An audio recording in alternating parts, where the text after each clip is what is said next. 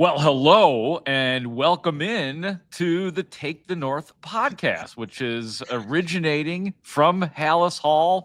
Both Dan Wiederer of the Chicago Tribune and me, Mark Grote. As you can see, I'm in the atrium here. You can see there's the Devin Hester jersey behind me. What's more impressive though, if you're watching the video version of this, and you could find the video version of this, Dan Wiederer built himself a Christmas tree. It looks like Beautiful, isn't it?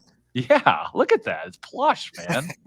Yeah, it's great. It's got the Bears ornaments here. And, yeah, you never know what you're going to find under the tree here at Haugh.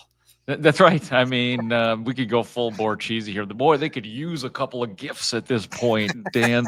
They could use a little bit of love, a little bit of Christmas spirit, because it all continues to be about a 7-game losing streak, which we'll get into as the Bears start to, in earnest, get ready for their next game, which is against the Minnesota Vikings, against whom the Bears have already lost along this trip. That was the overtime loss at home to Minnesota, where Caleb had some unbelievable throws in that game.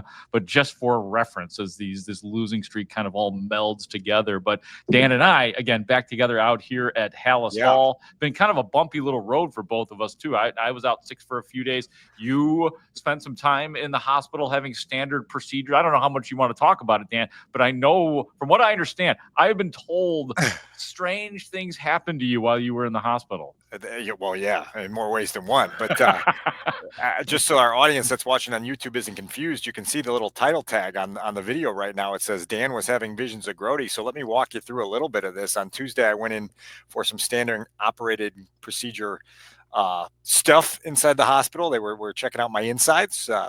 Colonoscopy. Great fun. Yeah. Well, the build up to that was something, Dan. You just couldn't come out and say colonoscopy, could you? I didn't know how much our audience really wanted to know, but so I get in there, and you and I have talked about everything that leads up to going in, and that's not the pleasant part. And then you get in the hospital, and two things happened while I was in there. Number one, the guy who was administering my anesthesia was a Vikings fan. So he's peppering me with some Vikings and Bears questions before I go under. And then he puts the little, syringe in the IV. And the next thing you know, I'm out, right? And I'm out, right? Yeah, night. Wakey. So I go full night. And it feels like you're asleep for about 12 hours. And it's really like 25 minutes. And then I would get wheeled into the recovery room. And two things happen while I'm coming out of the anesthesia in the recovery room. Number one, I'm having like this sort of dream, Grote, and the dream is that you are pressing me to record an episode of Take the North. and you're like, we've got to do this. Like, we got to get this going. And I'm trying to explain to you, like, this may not be my most coherent, but I guess I'm going to try to do it, and I'm like really trying to fight through this because you want to get this episode done. And so and then I finally come fully to it. I'm like, oh, that was just a dream. And then the doctor is standing above me and he says, so what do you think about these Bears? And I said, whoa, this is like crazy. It's all blending together. And I told him, hilarious. I said, you're catching me in a pretty vulnerable state here, but I think they're in trouble. And then I got my Cheez-Its and my apple juice, and that was the end of it. Oh my God. That's gotta be the best colonoscopy experience I've ever heard of. I was just wondering why the hell you were pressuring me so much. I was very, very understanding of you last week when you were sick, and here I am. And that's hilarious. You need to get this episode recorded. Oh my God. That's incredible, man. I think part of it too is like the chaos of you and I as we just cover separate ends and similar ends of Haugh, just trying to find time to come together and actually do this podcast. So I think all ties in. Don't say separate ends when we're wrapping up the colonoscopy. Well done. My God, yes, we do. We talk Bears and we have colonoscopy shtick as well. If you got questions, submit them to our mailbag, and we'll have more in the weeks ahead. This would seem like a perfect time to get into our opening drive on Take the North. It's time for the opening drive. Yeah, back out here at Haugh. Of course, it's a Monday night football game, Bears at the Vikings, so everything pushed back a day out here. Today was a walkthrough practice, so some of the notes I'm going to give you right here are just estimations. Specifically the injury report, the following players out injured: Ryan Bates, Josh Blackwell, Jervon Dexter Sr., Roshan Johnson, and DeAndre Swift. Again, all of those are estimations. Elijah Hicks limited, and Travis Homer, the running back who had the head injury last week, was a full participant of practice. So good for him. Other than that, Dan, it's just the vibe right now to me is it's all about still how are you even though it sucks having to ask it every day, but we have to. How are you handling this? They're in the midst of a 7-game losing streak. How do you categorize the rest of the season? Which there's no straight answer to. It's complicated in the NFL when you're essentially out of it, just about mathematically eliminated from it. We know they're eliminated, and just dealing with that as a team and dealing with us, quite frankly, Dan. Yeah, I mean, it's just a day-to-day existence that you have to navigate through. I know I was clear on Sunday of saying that there was a real anger and agitation in the Ford Field locker room on Thanksgiving night, and then by the time we got to the end of 38-13 in Santa Clara, California, it felt like that locker room was spent and that they were just totally emotionally fatigued. I think what you're getting this week is players sort of acknowledging that and trying, each one of them in their own unique way, trying to find a way through that, understanding that there are 4 more games left. 3 of them are division games, and that you need to try to summon up whatever mental toughness you have left to try to get this losing streak to end. And so we heard from some more players today, included the quarterback, included their Pro Bowl cornerback, and those are the latest episodes into what people are saying as they try to deal with the 7-game losing streak. Yeah, and it should not surprise you or any of our listeners that Jalen Johnson was very exact and very succinct and very ready to answer those questions of, does it matter anymore? Take a listen to Jalen Johnson essentially saying, hey, season ain't over. When you get to the point like this where there's quote unquote nothing left to play for, especially playoff wise, is it tough at that point to still be all in all the time? No, it's not hard at all. I mean, when you step between those lines, you're trying to whip the man in front of you. So I mean, that's still what the game is about. It's simplified, playoff hopes and all that, but you still play for your name. Your resume is still out there. So I mean, you can tank all you want, and that film is going to be out there forever. So I mean, I know when I step out there, there's always something to prove, regardless of circumstances. Yeah, I mean, no surprise hearing that answer from Jalen Johnson. We've learned how competitive he is. And, while we're at it, and of course it came up during the conversation, the Bears were beaten pretty badly by Jordan Addison. And then, of course, it doesn't fall all on Jalen Johnson by any means because he was on Justin Jefferson. But Jordan Addison did have 8 catches for 162 yards and a TD. And Justin Jefferson will have to be dealt with once again. So Jalen's got all sorts of reasons to be motivated still for this week, if nothing else. Yeah, Grote, there's a lot that goes into this. You've got an otherworldly receiver that is part of a football team that's playing really well, and with a quarterback that's playing really well in Minnesota. And so those guys are going to be at their sharpest on Monday night, and you've got to match that. And I think Jalen really has, as we talked about 3 weeks ago when they were preparing to face the Vikings for the first time, he's relished the opportunity to compete with Justin Jefferson. It hasn't happened often, as both of them have had reasons to miss games over the years, but that's the type of guy that can find one reason to get up on Monday and go give it his all, and so every single guy in that locker room has to find ways to stay sharp in the preparation throughout the week, and then obviously when you get to game day, of making it translate onto the football field, because if you don't, you've got 4 more of what happened Sunday in Santa Clara waiting for you. You're going to get blown out, and you're going to get blown out, and you're going to get blown out, and you're going to get blown out. And so the chore of mustering that motivation is really, really essential this week. Yeah, I mean, there is meaning to these games, and blowouts, like if the blowouts continue, that could mean more change beyond the change that has already occurred. We talked about how that would look on Ryan Poles' record, and we started to talk about this when you were having your procedure.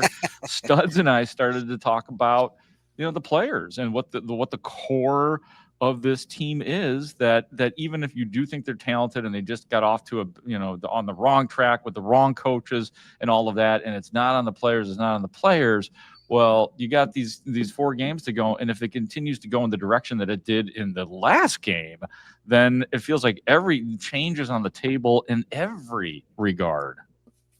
No doubt, right? Like, and so that's part of the equation here where, again, it's been an emphasis of mine, even going back to the day after the Detroit game, that it's just a long way from the finish line. And so just understand that you need to continue running. You need to continue sprinting. You need to get through that finish line before you sort of slow to a jog and get into a walk, because if you don't, there's a bus coming to take you out, right? You know what I mean? Like, probably a really nice bus though, but like, yeah, I mean, you felt it today, right? Like, you saw the quarterback dealing with this for the first time. Like, for Jalen Johnson, this is year 5 of this, right? Like, they lost 6 games his rookie year. They lost 5 his second year. They lost 10 his third year. They lost 4 last year. They lost 7. So this is old hat for Jalen Johnson. He's got wisdom and guidance he can relay. Caleb Williams looked like a young dude who was like, man, what is this? And yeah, like, Jalen and what do I do? have dealt with all those losing streaks every single year of their careers. Yeah. Every single one.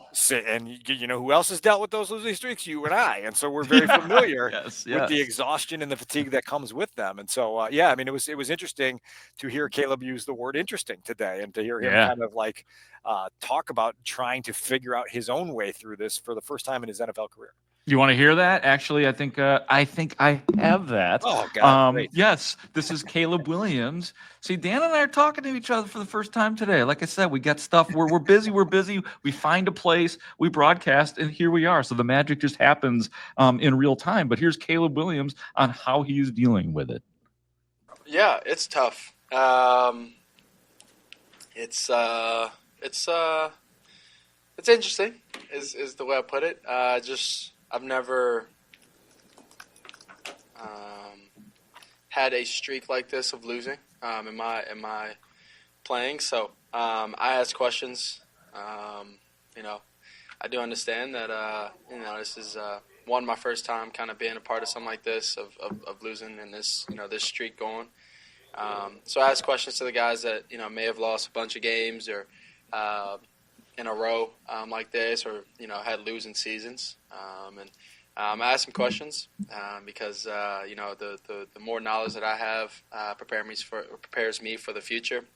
If this ever comes close to something like this again, and I'm going to work hard and make sure it doesn't. But if it ever happens again, figuring out ways to keep going, keep pushing, because it's part of it.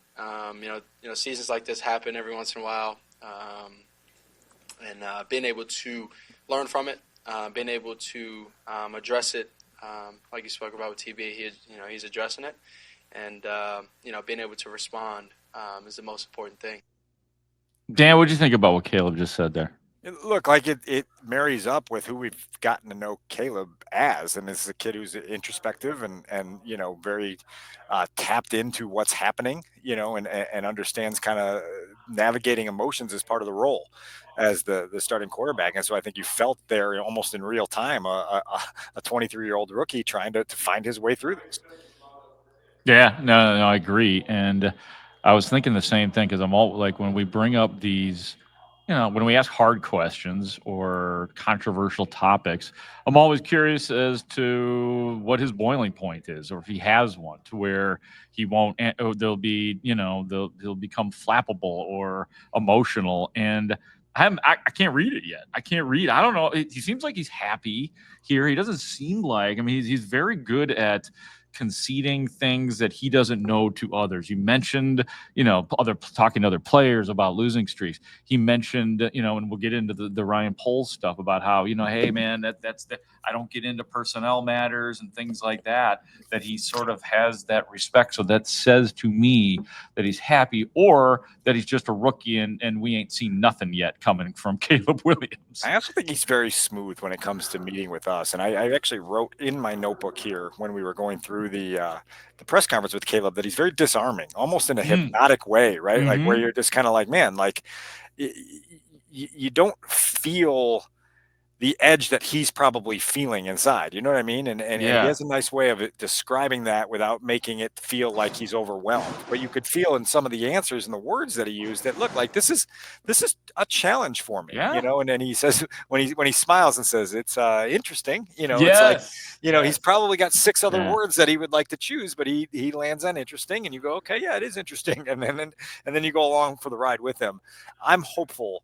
For the Bears' sake, for Caleb's sake, that they find a productive path down these last 4 weeks, because I remember having this conversation with Mark Sanchez at the end of the 2017 season when that team was clearly on the same path. You know, John Fox was on the way out the door. The rookie quarterback at the time, Mitch Trubisky, had a lot left to play for, and there's a lot of meaningful development that can happen over these last 4 games. Keep in mind, he's going through the division a second time. This is an opportunity now to build that library with opponents you're going to see twice a year for your entire time in the division. You have the opportunity to prepare to play an opponent that you've already prepared and played against before. There's a lot of learning experience and growth that can come out of these 4 weeks. And so I'm very hopeful that they resist the temptation to just go, oh, well, season's lost. You know, it is what it is.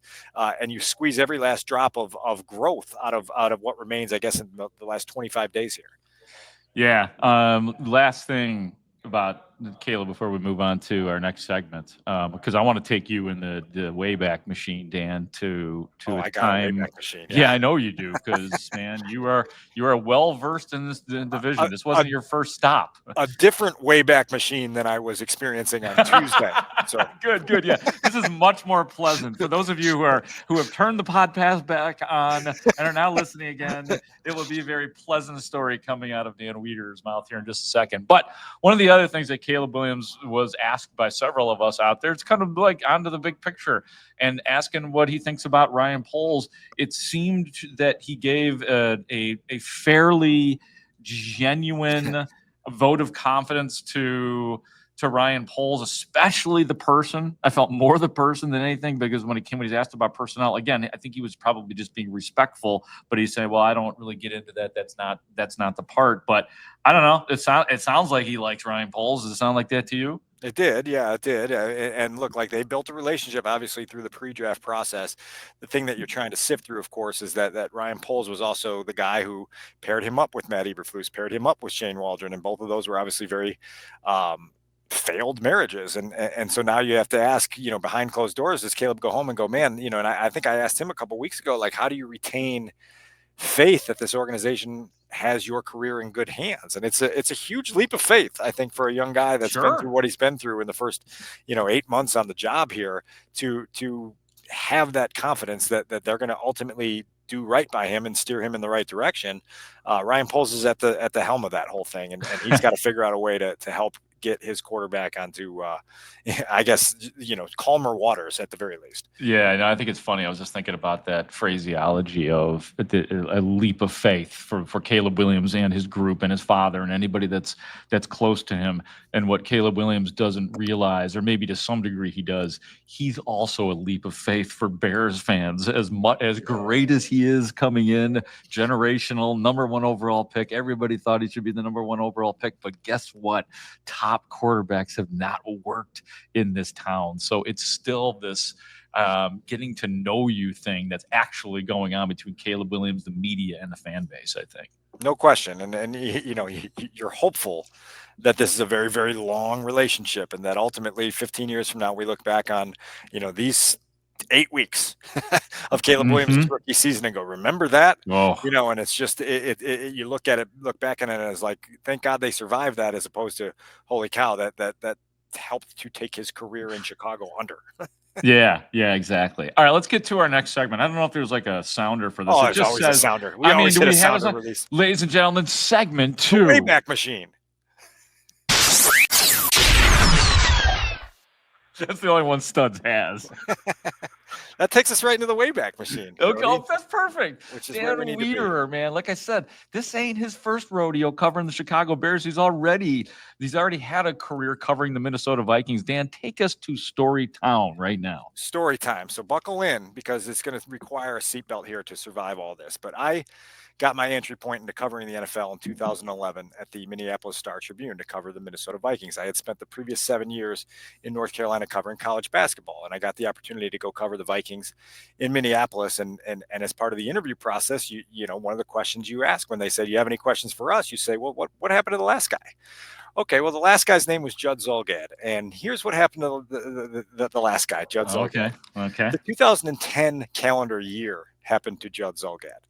So let me walk you through the 2010 calendar year for the Minnesota Vikings, and this will all make sense in the end, and I want you to chime in periodically here as we go through this. But the 2010 calendar year for the Vikings starts with them in the playoffs. They're riding on top of the world. Brett Favre is their quarterback. They're winning playoff games. They're going to the NFC Championship game.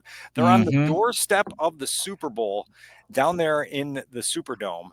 And what happens? The 2010 year starts to go astray. Brett Favre throws an interception in that playoff loss, which I think This ain't Detroit, man. you remember the one, the Paul Allen call from down there. They so lose great. to the Saints in that game.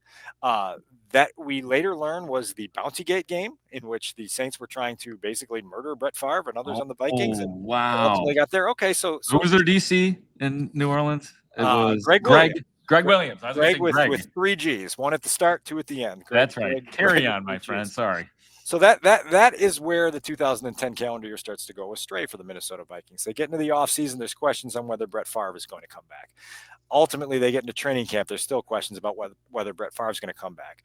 One day during training camp, Steve Hutchinson, Jared Allen, former Bear Jared Allen, and Ryan Longwell leave training camp. They say, "Coach, we're not going to practice today. We're going to fly to Hattiesburg, Mississippi, and we're going to try and convince Brett to come back." Oh. Okay. So now imagine being on the beat and you're here. You've covered January. You got yourself into August, and you're going, wait a second. Now what's happening? That's hot. Well, ultimately, they convinced Brett Favre to return for a second season in Minnesota. Okay, they almost made it to the Super Bowl the year before. This seems like the missing piece. Everyone should feel good. You imagine the excitement that must have existed before that season began. Oh, yeah. Almost like the excitement that existed here in Chicago this August, right? Right. So things start to go a little bit astray. Percy Harvin's got migraine headaches. Ooh, Bears. They get off to a bad start to the season, a little bit unlike the Bears. And ultimately, week 5 rolls around, and the Vikings are going to play the Jets in New York. Well, that's the week that Deadspin launches a story that Brett Favre at one point had been communicating with Jen Sturger. By communicating, I mean, I think I could say this on the podcast. He was sending dick pics. Yep. So here you are in week 5, and you're covering this football team. Not me yet. This is still Judd Zulgad. And now all of a sudden you've got a media circus to cover with Brett Favre's dick pics and Jen Sturger and Deadspin. And apparently this became bigger news in 2010 because the Twins were playing the Yankees in the playoffs at the same time. And so a whole bunch of New York media was in the Twin Cities to cover the baseball playoffs and decided, hey, we may as well just go over to Favre's weekly media availability and ask him about these pictures. There you go. It starts to blow up. Then that very same week, the Vikings trade for Randy Moss. Wow.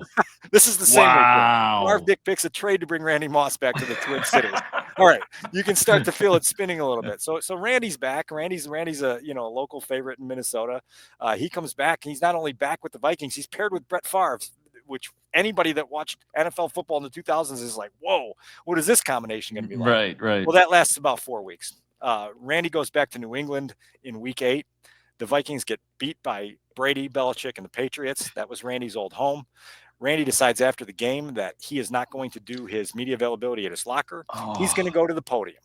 So Randy goes to the podium and he tells everyone there, I'm not going to take any questions. I'm going to ask the questions and I'm going to answer the questions. And he holds his own press conference with himself after a Monday Night Football game, basically torching the Minnesota Vikings and holding up the New England Patriots as the model for how things should be done in the NFL. Well, that doesn't go so well. And it sort of escalates to the point where Randy's what I was told, he made some comments in front of some people that were just visiting the Vikings facility the previous week and said, y'all better get a new head coach in here because this guy can't do it. So that gets back to Brad Childress, the head coach at the time. And Brad Childress says, I've had enough of the Randy Moss experience. Randy Moss gets cut. Okay. I think maybe he got traded. I think he got traded to the Titans. Right. He was shown the door. So now you can feel the dizziness that it must be like being on this beat. Right? Oh my God. This is crazy. And now we're still going. We fast forward about 5-6 weeks. There's a Saturday. where the snow starts to come down in Minneapolis. Not a unusual occurrence, but it's coming down heavier. It's coming down heavier. It's coming down heavier. It's coming down so heavy that by Sunday morning, the roof of the Metrodome rips open like a sack of flour. And there is snow pouring into the Metrodome, and the Sunday afternoon game against the New York Giants is suddenly in jeopardy. They can't play it. They can't play it in the Metrodome. The Metrodome has no roof, and there's snow all over the floor. Oh, my God. So Judd Zulgad, my predecessor at the Star Tribune, is now not only covering the hole in the Metrodome roof, but he is now told that the Vikings are going to go play this game against the Giants on Monday night in Detroit. So he's trying to cover this story while simultaneously booking a flight to Detroit for a Monday night game that's supposed to be a home game. And he's kind of having the breakdown in the front seat of the car. I'm like, I can't do much more of this. This is a little bit insane, as you can imagine, with all we've uncovered. So they go and they play this game in Detroit on a Monday night. It's a free admission game for anyone that's there. And the reporters that were there basically said that downtown Detroit, there was a pretty heavy contingent of homeless people who saw an opportunity to get indoors for 3.5 hours. And so they opened the doors to Ford Field for Vikings Giants, and you had a game played in front of free admission. That game is also the first game in Brett Favre's career that he doesn't start. 297 consecutive starts, NFL record for a quarterback, is broken, and he doesn't play that week. Okay, you're catching your breath, right? Streak is ending. This has gone from absurd and funny into absolutely like, this is too much if you're covering that beat. The next week, the Bears come to town. They can't play at the Metrodome. So they decide that they're going to move the game to the Georgia Dome. The Bears and Vikings are going to play in Atlanta, except the Vikings don't want to do that because they have a 50th anniversary gala planned with a lot of old players coming into town. And so they moved the game to TCF Bank Stadium on the campus of the University of Minnesota. Yes. There are no heating coils under that field. The Brett Favre is declared out for that game with the shoulder injury that kept him out the previous week. And on the morning of the football game, he calls head athletic trainer Eric Sugarman. And this is how Eric Sugarman relayed this conversation to me. He said, I woke up at about 9 a.m. on that Monday morning, and I got a call in my hotel room, and it's Brett's voice. And he says, hey, Shug, does out mean out? He says, what do you mean, Brett? And he says, does out mean out? Do I have to sit out because I was declared out? He goes, well, it's meant out in every other case that the NFL has ever had in the history of the game. He goes, Shug, it's snowing out there. It looks like it's fun out there. I want to play. Brett Favre talks his way into playing for a team that has got no playoff hopes. His consecutive streak start is already broken. The drug of football and the prospect of playing in a snow game appeals to Brett Favre so much that he talks his way back into the game, subsequently pissing off Lovie Smith, as you remember, that suddenly had to change their plans for that. Brett Favre plays in that football game. What happened next, Grote? Corey Wooten get him? Corey Wooten happened. Slammed his head in the turf. Judd Zulgad from high above TCF Bank Stadium sees Brett Favre's head hit the turf and says, oh my God, are we about to cover Brett Favre's death? Right? Like, he's so concussed on the field that he doesn't know what's going to happen with this. This is a different time. 2010 happens. The Bears win that game 40-14. I think they may have clinched the division with that win, if I'm not mistaken. 2010? Jay Cutler Bears. Hester returned a punt in that game. Everything went well for the Bears. Everything did not go well for the Vikings. Back in those days, the concussion protocol was a little different. Brett Favre did his post-game press conference after slamming his head on the turf in that game against the Bears. Insanity. You think it's all over for the Vikings, right? No, they go the next week to Philadelphia, Sunday game. Forecast for heavy snow. The forecast is so heavy that the NFL preemptively cancels the game, postpones it, and says they're going to play it on a Tuesday night. They didn't want to play it on Monday night because when they had to move the game 3 weeks earlier, the Monday Night Football crowd got upset because they only wanted one game on Monday. So they moved a Sunday game against the Eagles to Tuesday. If you're a beat reporter, now you've got 1 day's worth of clothes to get you to Wednesday. Oh, my God. So now you've got to go through this. The Joe Webb-led Vikings beat the Michael Vick-led Eagles.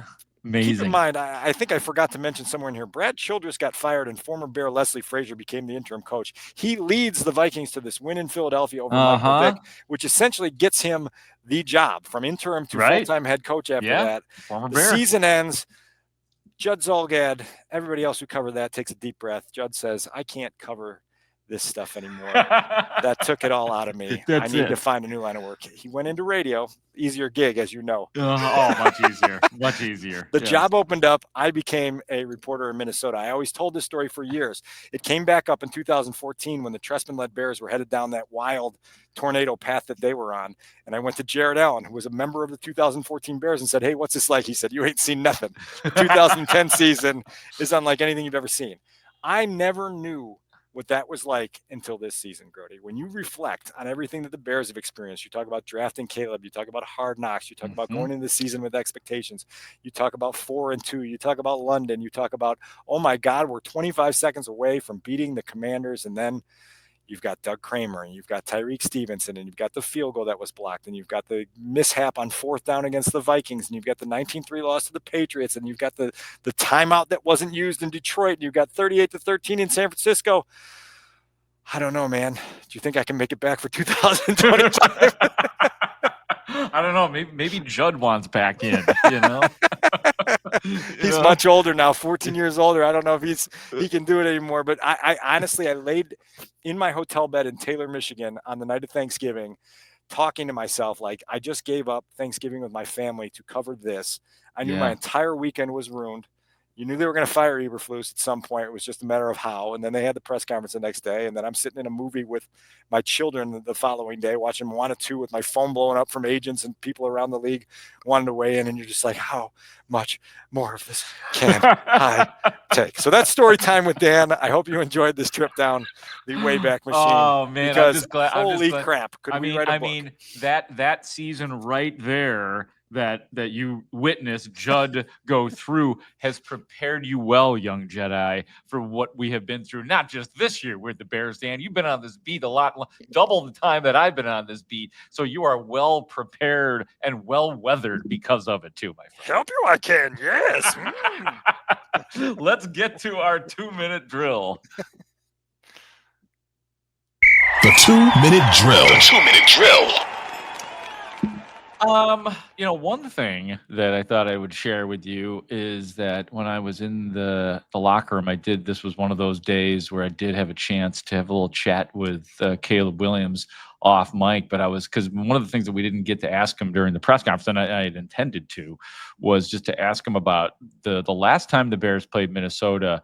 Caleb had, I thought, maybe 2 of his best throws, maybe 3 of his best throws that we've seen this season. The one, the drop in the bucket play to Keenan Allen, the one where he rolls right and then flings it down the sideline to DeAndre Swift, who did a great job of getting open, and then the pass to DJ Moore to get them into field goal range. And I asked him about those 3 plays, and he goes, the rollout one, that wasn't that really big of a deal. He's like, I feel like I did that a lot in college. And here's me thinking that's an elite play, but he was smiling. I'm like, really? He's like, nah, yeah, it wasn't. He goes, but the other 2, he goes, the one, the drop in the bucket one, and then he said that was great, but he also said that he had so much adrenaline going in the DJ Moore throw because he had to make a play. He had to make a play there, or else the Bears are going to not even be in position to force it into overtime.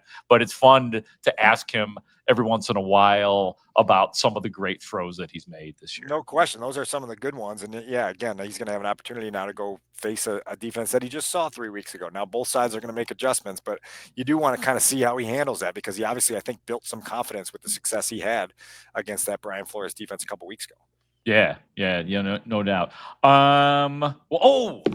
I don't know. Now I know what I wanted to ask you, because you had mentioned, because I always forget, man. I was thinking, I knew you'd worked in Minnesota, but every once in a while you talk back to your North Carolina days. You brought it up again today. So what did you think, Dan, that Bill Belichick is going to one of your alma maters, so to speak? I was there when the Tar Heels program hired Butch Davis out of the NFL to come. Oh, wow. Okay. And that was at a time where the things that Butch was doing were ultimately cost him his job, because it was illegal back then to do the things for players like you can do for them now. Now it's no holds barred. You can pay players, you can, give them anything you want. And so it's a different landscape that Bill Belichick's walking into. Yeah. Kind of stunning to see how this all came together in a week's time where you thought Belichick would at least get some sniffs from the NFL, including an opening here with the Bears. It'd be interesting to know why the Bears didn't at least reach out and try to explore some conversations there. But that's going to be fascinating to watch him go down to Tobacco Road and try to revive a football program down there. I can't really wrap my brains around it, to be honest with you. I know. It's a crazy match. But Belichick's dad was a coach there when he was a young boy. And so he's got, familiarity with the program and the campus and everything else. And it's an interesting time for certain. I mean, my first blush is wow, that's interesting. And then there's no way that's going to work, right? I mean, Bill Belichick having to deal with college kids. I mean, college kids and college media. And oh my God.